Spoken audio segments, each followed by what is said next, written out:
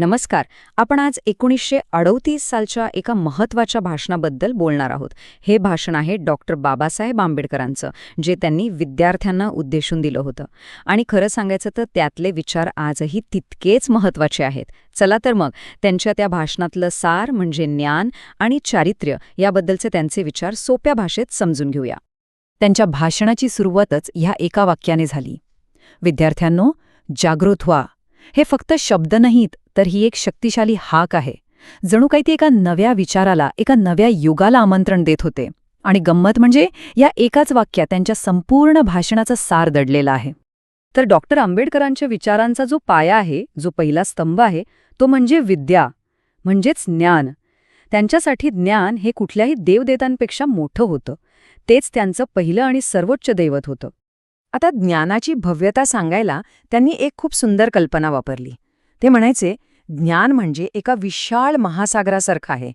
जसं बघा, वेगवेगळ्या नद्या कुठून कुठून येतात पण शेवटी समुद्राला मिळून एक होतात, तसंच ज्ञानाच्या या महासागरात आपण सगळेजण जात, धर्म, प्रांत हे सगळं विसरून फक्त माणूस म्हणून एकत्र येऊ शकतो.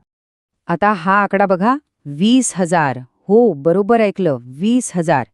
ही संख्या आहे डॉक्टर आंबेडकरांच्या वैयक्तिक ग्रंथालयातल्या पुस्तकांची. विचार करा, 20,000 पुस्तकं. ही फक्त पुस्तकं नव्हती, हे त्यांच्या ज्ञानावरच्या अफाट प्रेमाचं, त्यांच्या निष्ठेचं एक जिवंत प्रतीक होतं. तर त्यांचं ते 20,000 ग्रंथालय म्हणजे फक्त एक संग्रह नव्हता, ती होती त्यांची 24 तास चालणारी विद्येची पूजा. यावरून एक गोष्ट अगदी स्पष्ट होते की ज्ञानावर प्रेम करणं हेच ज्ञानी बनण्याचं पहिलं आणि सगळ्यात महत्त्वाचं पाऊल आहे. बरं, ज्ञान मिळाल्यानंतर काय, तर डॉक्टर आंबेडकरांनी 2 आंतरिक शक्तींवर खूप भर दिला. त्यांच्या मते या 2 शक्तीच ठरवतात की त्या ज्ञानाचा उपयोग कसा होणार, आणि त्या शक्ती म्हणजे विनय आणि आत्मविश्वास. आता हे विनय आणि आत्मविश्वास ऐकायला थोडे परस्पर विरोधी वाटतात नाही का? पण डॉक्टर आंबेडकरांच्या व्यक्तिमत्वात हे दोन्ही गुण अगदी एकरूप झाले होते. म्हणजे बघा, एकीकडे होता विनय, ज्याला ते त्यांचं दुसरं दैवत मानायचे. याच विनयामुळे ते साधं जेवण जेवायचे, मोठ्या पगाराच्या नोकऱ्या माकारून समाजाची सेवा करायचे.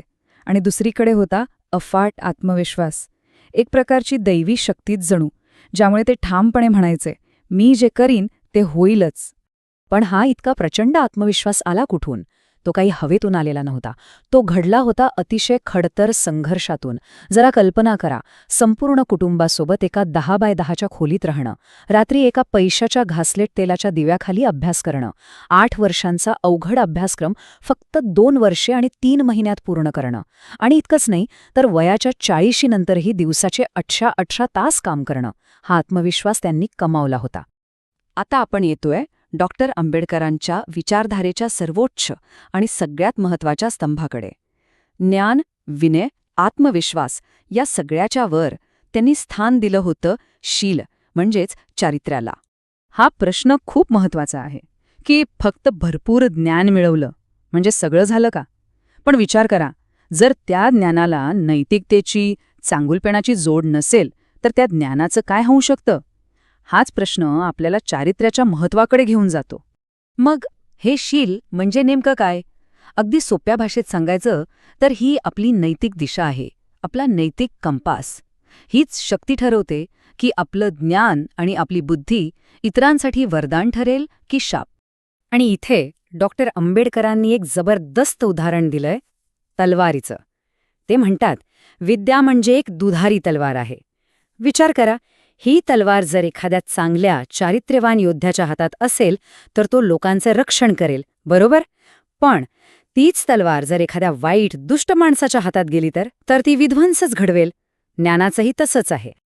आणि हाच सगळ्यात मोठा धोका आहे असं त्यांचं म्हणणं होतं. ते म्हणाले की एक अडाणी माणूस कदाचित कोणाला फसवू शकणार नाही, पण शिकलेले, बुद्धिमान लोक ज्यांच्याकडे चारित्र्य नाही, ते आपल्या हुशारीने आणि युक्तिवादाने खऱ्याला खोटं आणि खोट्याला खरं ठरवू शकतात. त्यामुळे शिकलेल्या लोकांमध्ये शीलाची म्हणजे चारित्र्याची गरज सगळ्यात जास्त असते.